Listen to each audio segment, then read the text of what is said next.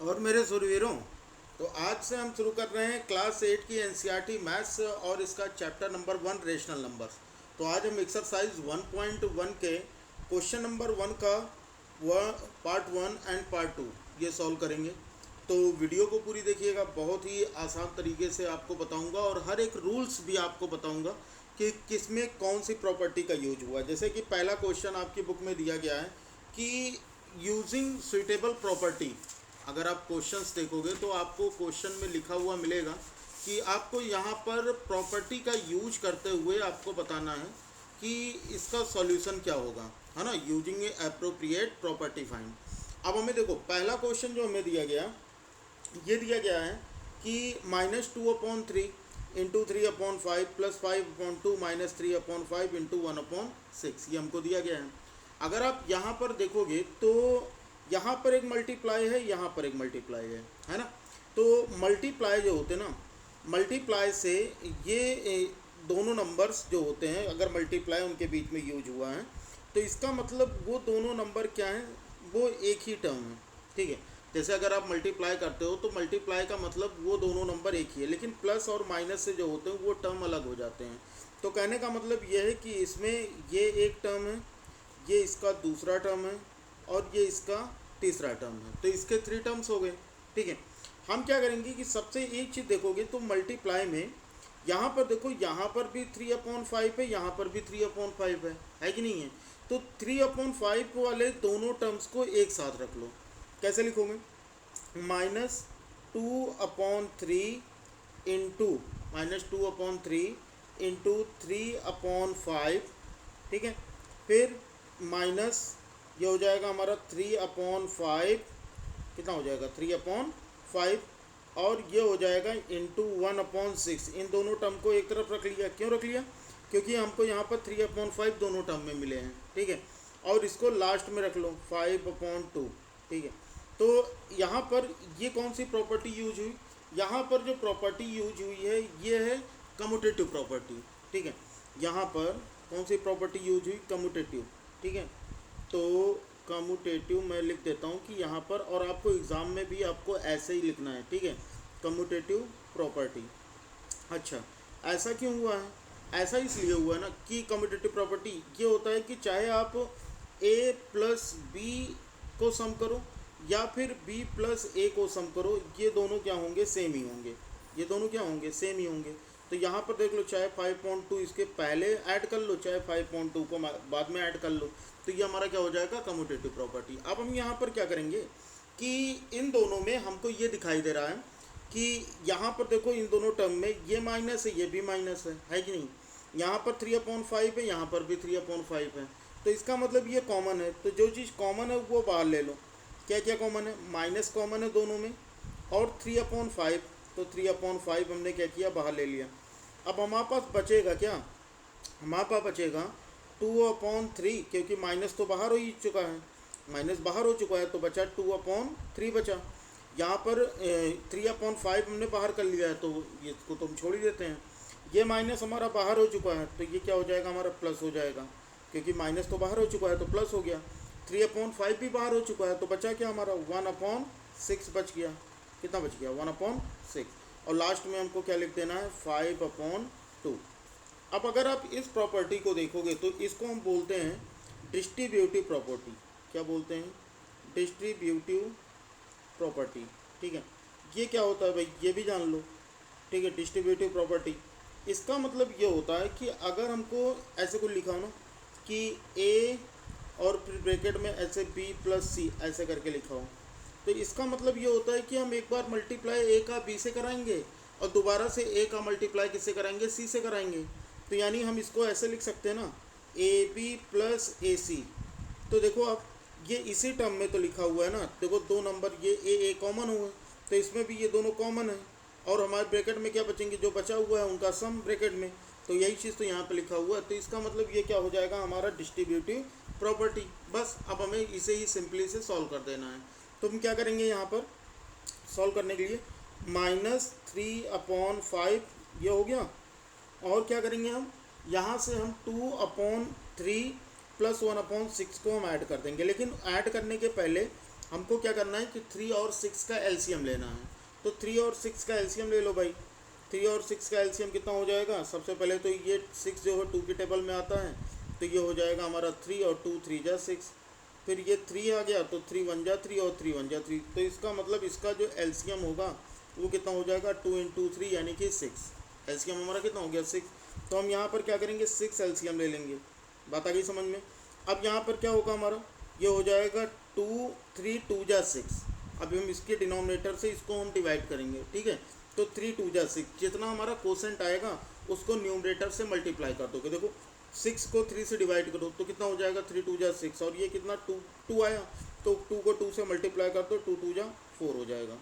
Plus वही काम यहाँ पर करोगे, 6 1 जा 6, तो 1 आया, तो 1 का 1 से मल्टीप्लाई करोगे तो 1 हो जाएगा। बस ब्रैकेट क्लोज करो, प्लस 5/2 हो जाएगा। बताओ भाई, ये बात समझ में आ गई?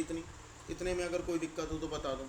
अब देखो यहाँ पर क्या करेंगे हम, ये हो जाएगा हमारा -3/5, ठीक, इंटू, अब 4 + 1 करोगे कितना हो जाएगा? 4 + 1 हो जाएगा हमारा 5। 4 + 1 करेंगे तो 5, तो 5/6 प्लस ये हो जाएगा 5/2, कितना हो गया?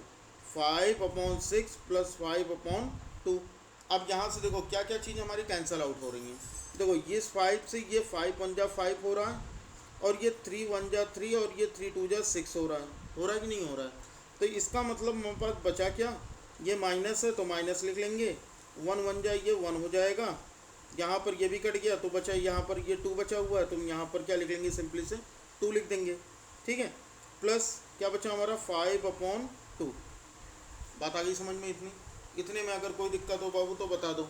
समझ में आ गया ना?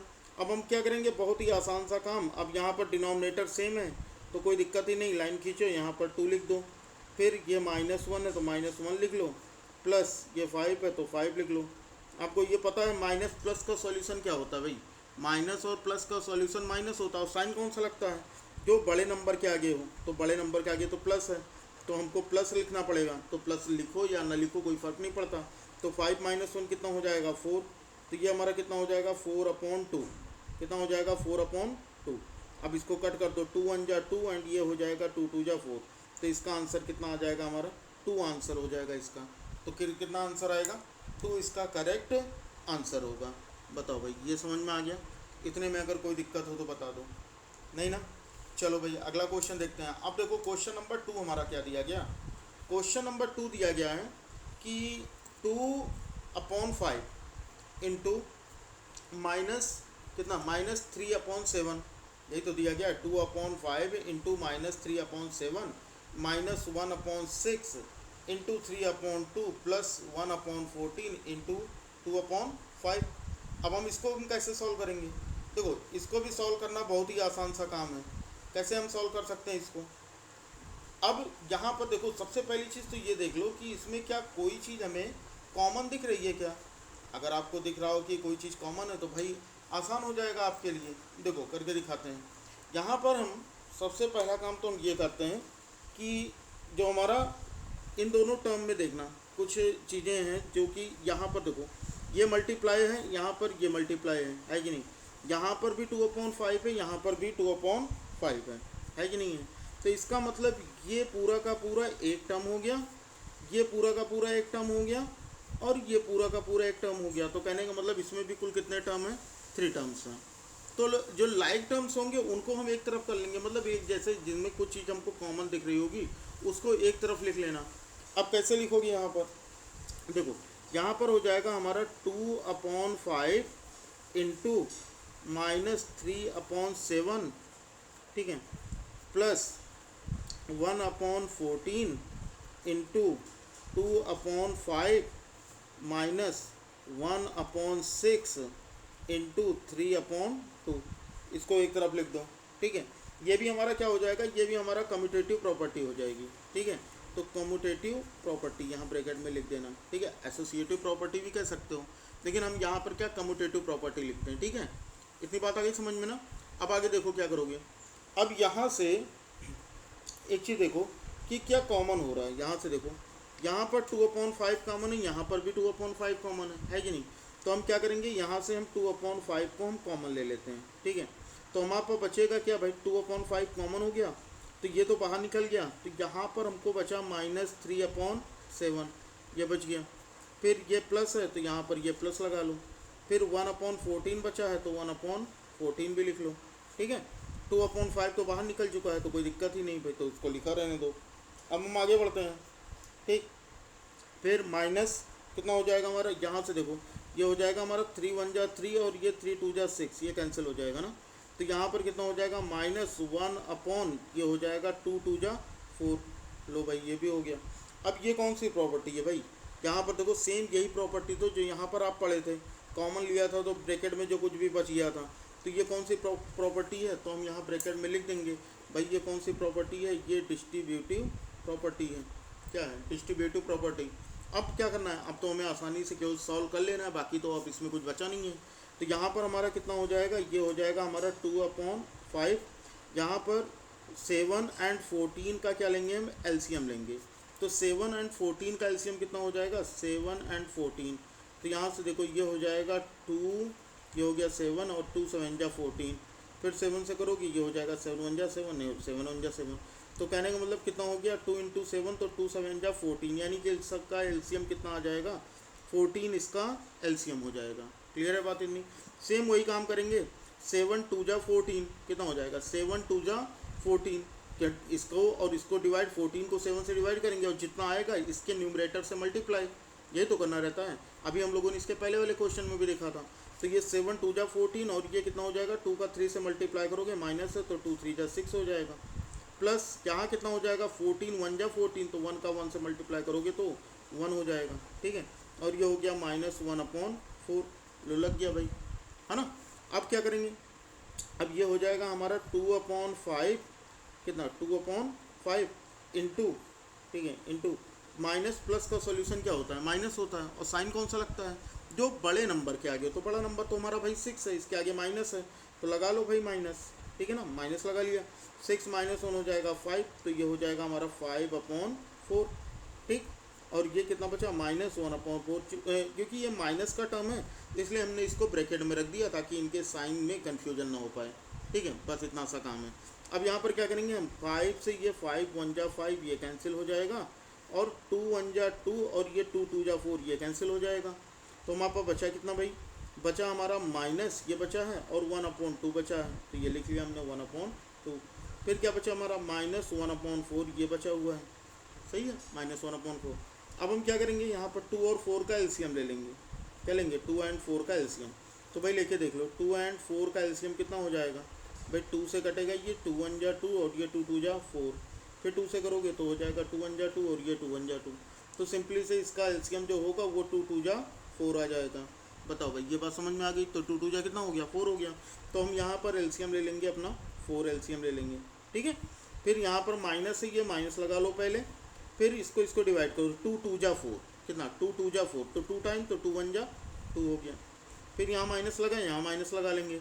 फिर 4 1 जा 4, इस 4 को इस 4 से डिवाइड किया तो 4 1 जा 4, 1 का 1 से किया तो यहाँ पर 1 का 1 से मल्टीप्लाई 1 हो गया।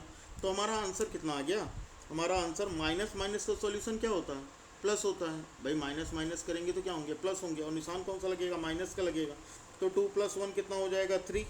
तो आंसर कितना हो जाएगा, अपॉन में 4 है, तो इसका आंसर कितना हो जाएगा हमारा 3/4, इसका करेक्ट आंसर हो जाएगा। तो 3/4 इसका करेक्ट आंसर। बताओ भाई समझ में आ गया। तो पहला क्वेश्चन आपको कैसा लगा, समझ में आ गया। अगर अच्छा लगा हो भाई तो वीडियो को लाइक कर दो, और बच्चा चैनल पे नए हो तो सब्सक्राइब कर बेल आइकन को प्रेस कर लेना ताकि हमारे हर क्लास की नोटिफिकेशन मिलती रहे। क्वेश्चन नंबर 2 का लिंक जो है वो डिस्क्रिप्शन में आपको मिल जाएगा। इसके आगे के क्वेश्चन आप डिस्क्रिप्शन में जाकर वहाँ पर क्वेश्चन नंबर 2 देख सकते हो। ठीक बच्चा, तो चलो फिर पढ़ते रहो, मिलते हैं अगली क्लास में। तब तक के लिए जय हिंद, वंदे मातरम।